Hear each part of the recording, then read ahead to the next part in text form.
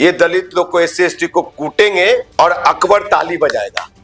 क्या लगता है ना, इससे जो है सो दलित आंदोलन हो या दलित की जो अपनी सामाजिक पृष्ठभूमि अभी भी जो है वो कहीं ना कहीं प्रभावित हो रहा है, उसको न्याय नहीं मिल पा रहा। जब OBC के लोग कोई दलित बेटी का रेप करता है, बॉडी नहीं जलने देता है, कोई दलित बेटा का हत्या कर देता है, ये OBC वाले लोग, वहां पे तो ये लोग नीला पट्टा लहराने नहीं जाते। आपको बता दूं कि मंडल का अगुवाई कर रहे थे रामविलास पासवान जी। उस अगुवाई में यही विश्वास के साथ कर रहे थे कि हम लोग 90% एक हो जाएंगे, 90% एक हो जाएंगे, 90% एक हो जाएंगे। आपको लगता है कि UGC आंदोलन कहीं न कहीं भ्रमित कर रहा है लोगों को? UGC देश हित में, राष्ट्र हित में बिल्कुल ये काला कानून है। UGC का ये घटिया डिसीजन हम देश के दलित स्वीकार नहीं करते हैं, क्योंकि ये संविधान संगत नहीं है। वैशाली के गरौल में एक दलित महिला का लोगों ने खबर चलाई, ये बॉडी नहीं जलने दिया। कहाँ? शमशान घाट में नहीं जलने सड़क दिया। पर लोगों ने, वो लोग चौक चौराहे पे जलाया बॉडी को। आज जो युवा पीढ़ी लोग यहाँ पे पटना विश्वविद्यालय चाहे पूरे देश में UGC को लेकर के हवा दे रहे हैं, क्या ये लोग एफिडेविट जारी करेंगे? मैं साहब भारत के संविधान का कसम खा के मैं कहता हूँ संतोष कि ये लोग कभी नहीं रहेंगे एक इंटैक्ट।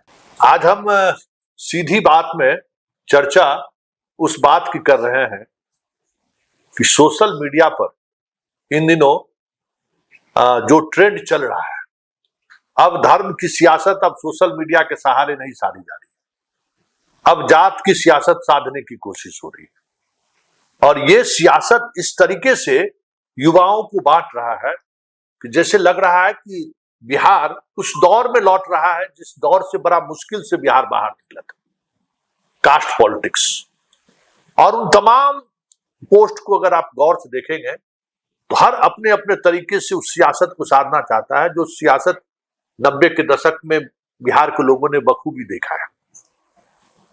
अब हालात अगरों और पिछड़ों के बीच नहीं है, अब हालात उस नव सामंतवाद और दलितों के बीच है। जो लड़ाई निर्णायक मोड़ की तरफ नहीं बढ़ रहा है, बहुत रणनीति के तहत उसको रोकने की कोशिश हो रही है। आंकड़ा कह रहा है कि दलित आज सबसे ज्यादा अगर प्रताड़ित है तो वो पिछड़ों से, जो नव सामंतवादी है उनसे परेशान है। दलित का इस कॉलेज में हो चाहे गांव के चौपाटी पर हो या गांव के मेर पर, आज प्रताड़ित करने वाले वो लोग हैं। लेकिन राजनीतिक तौर पर जब बात साधने की आती है तो उसमें ये खोजा जाता है कि ये झा जी हैं कि शर्मा जी हैं कि सिंह जी हैं कि श्रीवास्तव जी। अगर ये चार नहीं है तो फिर चंद्रशेखर भी कहीं किसी कोने में अपनी जगह तलाशने लगते हैं। चंद्रशेखर के बहुत सारे फैंस एंड फॉलोअर्स हैं, वो भी जुबान खोलने से बचने लगते हैं। तो ये जो प्रवृत्ति है वो प्रवृत्ति इन दिनों सोशल मीडिया पर भी काफी हावी हो रहा है। हमारे साथ इंजीनियर साहब हैं, परिचय के मोहताज नहीं है, परिचय इनसे खुद हम लेंगे, मोहताज नहीं है। कई बार इन्होंने चुनाव लड़ा है और बड़ी बेबाकी से अपनी बात रखते हैं, इसलिए जो दलित पॉलिटिक्स करने वाले जो पॉलिटिशियन हैं वो इनको पसंद नहीं करते, क्योंकि आज भी दलित की पॉलिटिक्स करने वाले की दुकानदारी लगता है सिर्फ सवर्णों को गाली देने से ही चल रही है, जबकि आज के दौर में वो कहीं लड़ाई में आमने सामने है भी नहीं। इसलिए ये भी दरकिनार कर दिए जाते हैं।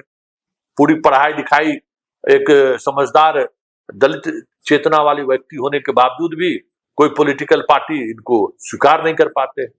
लेकिन आज हमने सोचा कि इनसे दिल खोलकर बात करते हैं। चलिए, स्वागत है आपका। आप अपने राजनीतिक जीवन के बारे में चंद जानकारी हम चाहेंगे, क्योंकि लोगों को लगे कि आज हम जिनसे बात कर रहे हैं, बहुत सारे लोग आपको जानते भी हैं, ऐसा नहीं है कि जानते नहीं हैं। अननोन फिगर आप थोड़ी है, 3 चुनाव लड़ चुके हैं। राम पारस के खिलाफ, रामविलास जी के खिलाफ भी आप बगावत किए हुए हैं, आप बागी स्वभाव के हैं। लेकिन कुछ अपने आंदोलन के बारे में कुछ जानकारी दें, तब फिर सवाल जवाब होगा। मैं यांत्रिक अभियंता रहा हूँ। मेरा नाम राजकुमार पासवान है। मैं यांत्रिक अभियंता रहा दिल्ली विश्वविद्यालय में, उसके बाद अन्ना आंदोलन, फिर आम आदमी पार्टी से जन्म हुई। केजरीवाल जी मुख्यमंत्री बने। 2014 का लोकसभा चुनाव स्वर्गीय रामविलास पासवान जी के खिलाफ लड़े। 19 में पशुपति कुमार पारस जी के खिलाफ लड़े तीसरा पोजीशन रहा। सामाजिक आंदोलनों में बहुत मुखरता से मैं बात को रखता हूं, और जहां भी अन्याय होती है तो न्याय संगत में बात करता हूं। अगर किसी समाज, किसी जाति, कहीं धर्म या देश हित में कोई बात नहीं है तो मैं न्याय संगत बात करता हूं, संविधान संगत बात करता हूं। इसलिए मैं लोगों को पसंद नहीं हूं मैं। और जो लोग चंद्रशेखर का नाम लिए, तो एक चंद्रशेखर देश के प्रधानमंत्री थे, दूसरा चंद्रशेखर जो राष्ट्र बचाना चाहते थे, समाज बचाना चाहते थे, समाज को कुछ देना चाहते थे। आज एक चंद्रशेखर है कि जातीय उन्माद फैला करके और अपनी रोटी सेकना चाहते हैं। एक खास, मतलब कि कहे कि एक खास घराने का इस्लामिक दुल्हा बन चुके हैं। अच्छा। हम ही भी कहेंगे। तो यही है। और अमूमन जिस तरह का द्वेषता समाज में फैलाई जा रही है वो न्याय संगत, संविधान संगत नहीं है। लेकिन राजकुमार जी, ये जो चीजें चल रही हैं बिहार में या देश स्तर पर जो चल रही है, एक दौर था जब सोशल मीडिया पर धर्म के नाम पर एकदम जबरदस्त लोग अपनी बात रखते थे। बहुत तरीके से मुसलमानों को लेकर, मतलब उन तमाम मर्यादाओं को तोड़ते हुए भी लोग दिखे। गौ हत्या के नाम पर, गायकसी के नाम पर क्या क्या नहीं किया। अब वो ट्रेंड कम हो रहा है, अब वो ट्रेंड लगता है समाप्ति की तरफ बढ़ रहा है। अब कास्ट का ट्रेंड अचानक बढ़ना शुरू हो गया। उस ट्रेंड में एक ट्रेंड ये देखने को मिल रहा है कि जो दलित चेतना के लोग हैं, पत्रकार हो, साहित्यकार हो, नेता हो, उनकी दिलचस्पी इस बात पे नहीं रहती है कि दलितों को न्याय मिले। उनकी दिलचस्पी कहीं ज्यादा ये इस बात को लेकर रहती है कि भाई दलितों के शोषण में या दलितों के साथ कोई घटना घटित हुई है, सामने वाला कौन है, उस पर कुछ ज्यादा ही उन लोगों की दृष्टि रहती है। क्या लगता है ना, इससे जो है सो दलित आंदोलन हो या दलित की जो अपनी सामाजिक पृष्ठभूमि अभी भी जो है वो कहीं ना कहीं प्रभावित हो रहा है, उसको न्याय नहीं मिल पा रहा है। आपके इस सवाल पे मैं ये जवाब देना चाहूंगा कि आज जो दलित आंदोलन कमजोर हो रहा है और दलित लोग जातीय उन्माद में फैल रहे हैं, मतलब कि जातीय मतभेद हो रही है, और एक तरह से कहा जाए कि रॉकेट और विमान चाहे मिसाइल में, तो उस तरह से उनको बारूद की तरह भरा गया, पंप किया गया। चंद्रशेखर जैसे लोग और भी एक्टिविस्ट बिहार में है कि हम लोग 90% एक हो जाएंगे। तो आज देश के दलितों को ये बात समझने की जरूरत है, ये भारत सरकार के आंकड़े हैं, ये हमारे आंकड़े नहीं है, बिहार सरकार के आंकड़े हैं कि 90% मुकदमे जो है वो ओबीसी वर्सेज SC ST है, ना कि जनरल वर्सेज SC ST है। मात्र 10% मुकदमे, जिसमें बहुत सारे मुकदमे फर्जी भी हो सकते हैं, 10% मुकदमे जनरल वर्सेज SC ST है। तो आपको बता दो कि जिस तरह की राजनीति द्वेषता फैलाई जा रही है, उसमें सबसे ज्यादा अगर शोषण दोहन होगा भविष्य में तो वो ये। और दूसरी पहलू कि जो लोग जहां भी किसी बेटी का रेप हो जाता है, किसी दलित बेटा का हत्या हो गया, किसी का बॉडी नहीं जलने दिया, कहीं पे दलित समाज को मारा, वहां पे ये आंदोलनकारी, हम इसको आंदोलनकारी नहीं कहेंगे, ये उपद्रवी लोग कहेंगे, हम समाज के उपद्रवी लोग जो न्याय संगत बात नहीं करते, समाज को सही आईना दिखाने की बात नहीं, मतलब नहीं करते। तो आपको बता दो कि वहां पे वो क्लास देखते हैं, जाति देखते हैं कि क्या वहां पे स्वर्ण दलित के बेटी को रेप किया है, क्या स्वर्ण है कि नहीं है जो दलित के बेटा को हत्या किया है। अगर वो मिल गया तो ये अपना नीला झंडा लहराना शुरू कर देंगे और ये कि ऐसे गलत हुआ।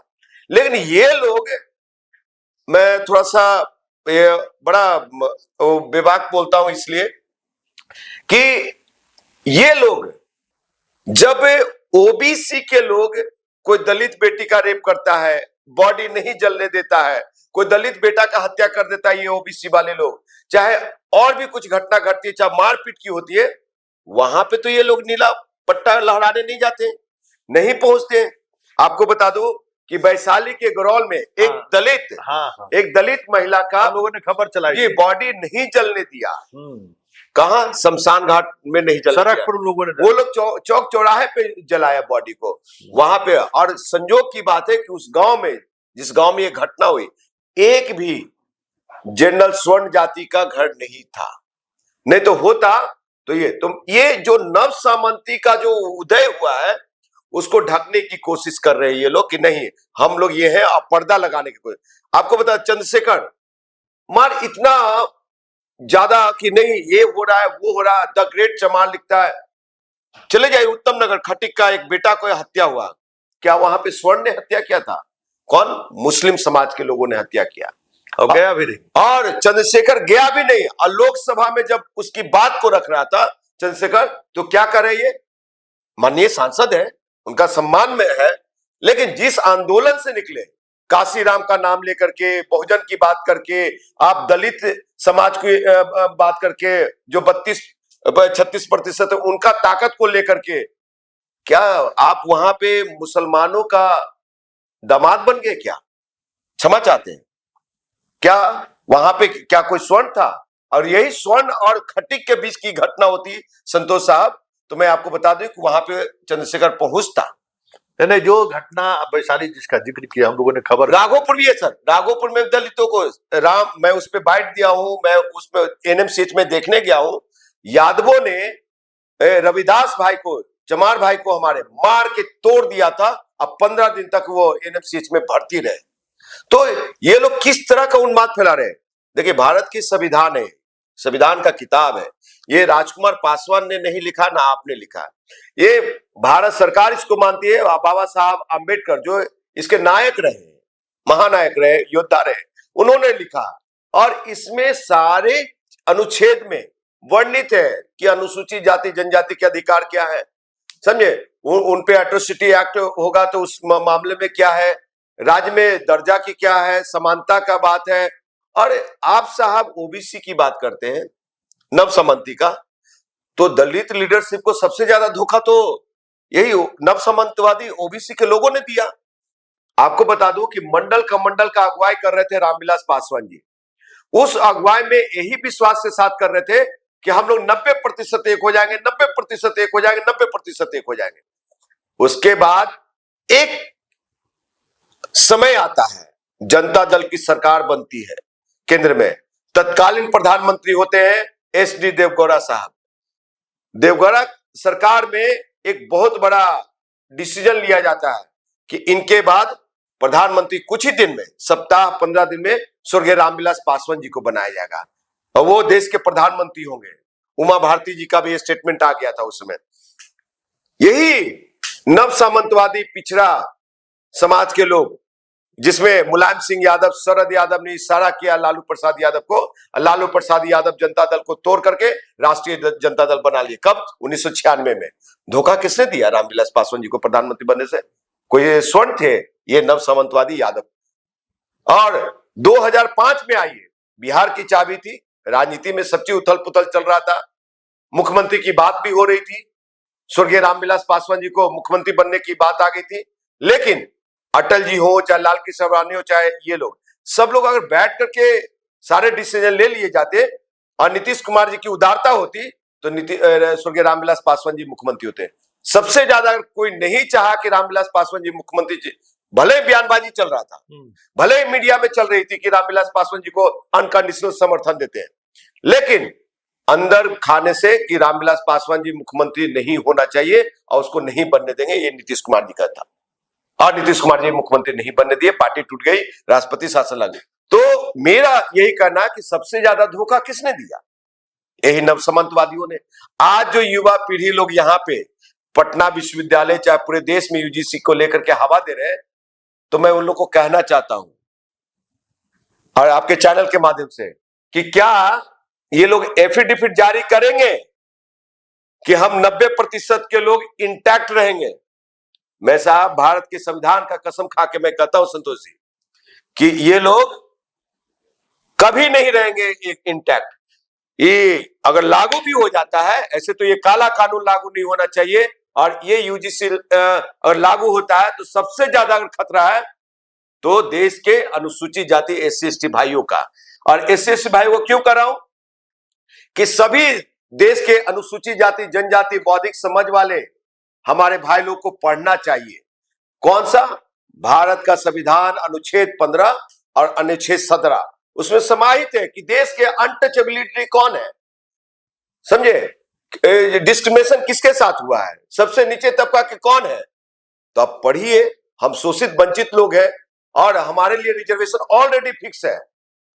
जब उनके लिए 27% फिक्स कर दिया गया, आयोग अलग है, 27% आरक्षण है, तो भैया हमारे एससी में क्यों?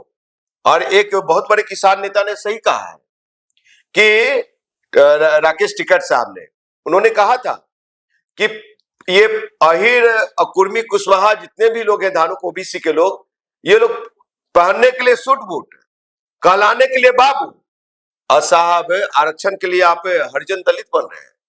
तो बड़ा हंस रहे थे वो एक चैनल पे, और उनका जो आया था। तो मैं ये कह रहा हूं कि आज दलितों का हितैषी कौन? आपको बता दूं कि दलित अगर नहीं समझ पा रहा है, एससी एसटी नहीं समझ पा रहे हैं, तो सबसे बड़ा पैर में कुल्हाड़ी होगा संतोष जी। और जो मैंने अपने कानों से पटेल छात्रावास में सुना समझा, तो वहां पे ओबीसी के छात्र क्या कर रहे थे, अब तो विश्वविद्यालय में ये दलित लोग को एससी एसटी को कूटेंगे और अकबर ताली बजाएगा। अकबर समझ रहे हैं ना? अकबर ताली बजाएगा। तो ये चीज नैरेटिव सेट किया जा रहा है, बनाया जा रहा है, और दलित लोग सीधा साधा बेचारा 90% हम लोग एक हो जाएंगे। विश्वविद्यालय में मैं भी रहा हूं, दिल्ली विश्वविद्यालय जैसे प्रांगण में। मेरा शोषण दोहन को किसने किया? हमारे गेट पे लाते हॉस्टल में कौन मारता था? यही नव सामंतवादी पिछड़ा लोग। तो हाँ, ये नहीं कहते कि सामंतियों ने शोषण नहीं किया, डिस्क्रिमिनेशन हुई है, शोषण हुआ है। कुछ घटना को लेकर के हम सभी जनरल समाज को और ये स्वर्णों को हम अगर मान ले कि नहीं वो हमारा दुश्मन है, उसने अगर शोषण किया है, दोहन किया, तो हमें सम्मान भी दिया है। और क्या दिया है? रहने के लिए जमीन दिया, घर दिया, द्वार दिया, बेटी की शादी कराया। हम मजदूर थे, गरीबी थी, हम लोग वहां से उठे। तो क्या गारंटी है? आज जो जमीनी भू विवाद देख लीजिए बिहार में और उत्तर प्रदेश में, सबसे ज्यादा किन लोगों के बीच में है? क्या ठाकुरों के साथ है? सबसे ज्यादा भू विवाद यादव और एससी एसटी के बीच है। अच्छा, एक आखिरी सवाल कि यूजीसी को लेकर जो आंदोलन चल रहा है, क्या आपको लगता है कि कहीं न कहीं सवर्णों का इस्तेमाल हो रहा है? ये तो सीधे तौर पर जो जमीनी हकीकत है कि भाई पिछड़ों और दलितों के बीच विवाद सबसे ज्यादा है। तो आपको लगता है कि यूजीसी आंदोलन कहीं न कहीं भ्रमित कर रहा है लोगों को? देखिए, यूजीसी आंदोलन के संदर्भ में मैं इतना ही कहूंगा कि यूजीसी देश हित में, राष्ट्र हित में बिल्कुल ये काला कानून है, बेकार है। यूजीसी का ये घटिया डिसीजन हम देश के दलित स्वीकार नहीं करते हैं, क्योंकि ये संविधान संगत नहीं है। और अगर हम आर्टिकल 15 और 17 पढ़े तो उसके अनुसार सब ये तो रिजर्वेशन पॉलिसी हम देश के अनुसूचित जाति जनजाति के लिए बना था, एससी एसटी लोगों के लिए बना था। तो उसमें ओबीसी को क्यों घुसेड़ा जा रहा है? और सरकारी आंकड़े देख ले तो 90% मामले तो भाई ओबीसी वर्सेज एससी एसटी है और 10% जनरल वर्सेज एससी एसटी है। तो देश के दलितों को इस पे विचार करना चाहिए कि भैया हमारा नुकसान देने वाला कौन है? विश्वविद्यालय प्रांगण, अगर मान लिया ये जो बार बार कहते हैं कि कॉलेजियम सिस्टम खत्म हो जाएगा, बहुत सारे हम सीट, कॉलेजियम सिस्टम अगर होगा तो सबसे ज्यादा मलाई काटेंगे ये नव सामंतवादी ओबीसी के लोग। उनमें पैसे वाले अधिक हैं। आज मतलब जातीय जनगणना के अनुसार भी या सामाजिक गणना के अनुसार भी आप देख लीजिए तो सबसे ज्यादा साक्षर कौन है, पढ़े लिखे लोग कौन है? ओबीसी के लोग। ये धनी व्यक्ति कौन है? ओबीसी के लोग। हर एक क्षेत्र में नौकरी रोजगार में कौन है? वो लोग। तो मलाई सबसे वो काटेंगे। हमारा तो रेशियो है साहब, पहली स्कूलिंग पहली क्लास से लेकर के ग्रेजुएशन तक का, मतलब 10th तक का, पहली से 10वीं तक का ड्रॉप रेट जो है, ड्रॉपिंग रेट, वो आपको बता दूं कि 85% है। फिर इंटर में वो 5% और 8 से 10% ही लोग ही विश्वविद्यालय का मुंह देख पाते हैं, मतलब वो रेशियो आके 1 2 2 4 यही जाते हैं। तो सबसे ज्यादा तो वो जा रहे हैं और चाहते भी है ये कि SC ST का भी जो रिजर्वेशन है वो 27% में मुझे मिल जाए, मैं मलाई खाऊं। तो इसलिए ये कानून न्याय संगत नहीं है, संविधान संगत नहीं है। मैं कर रहा हूं, मैं नहीं मानता। और ये काला कानून खत्म होना चाहिए देश से। और जो मेरा जो SC ST का सेपरेट है वो सेपरेट रहने दिया जाना चाहिए। हमको उनके साथ नहीं जाना है। चलिए, जिन बातों को हम समझना चाहते थे कि आज दलित के नाम पर जो सियासत हो रहा है या दलित के सहारे जो सोशल मीडिया पर एक नैरेटिव बनाने की कोशिश हो रही है, आखिर उस कोशिश का उद्देश्य क्या है? उद्देश्य कहीं ना कहीं राजकुमार जी से हम यही समझना चाह रहे थे। इनके शब्दों में अगर देखें तो उद्देश्य ये नहीं है कि बहुजन को न्याय मिले, बहुजन को सम्मान मिले। जो एक नैरेटिव सेट करने की कोशिश हुई काफी लंबे समय से, इस पूरी राजनीति को सवर्ण वर्सेस लेकर चलते रहना है। और आज एक तबका, मतलब राजकुमार जी एक तबका ही कह सकते हैं कि इस बात को अब समझने लगे हैं कि इस पूरी सियासत के पीछे सिर्फ 90% कह के सियासत के उस फ्रेम को बनाए रखना चाहते हैं जिस फ्रेम में अगर सबसे ज्यादा अगर किसी का शोषण हुआ है तो वो दलितों का हुआ है। चलिए, इससे सीधी बात को यहीं खत्म करते हैं, फिर किसी नए मुद्दों के साथ हमारी आपकी मुलाकात होगी। फिलहाल इजाजत दीजिए।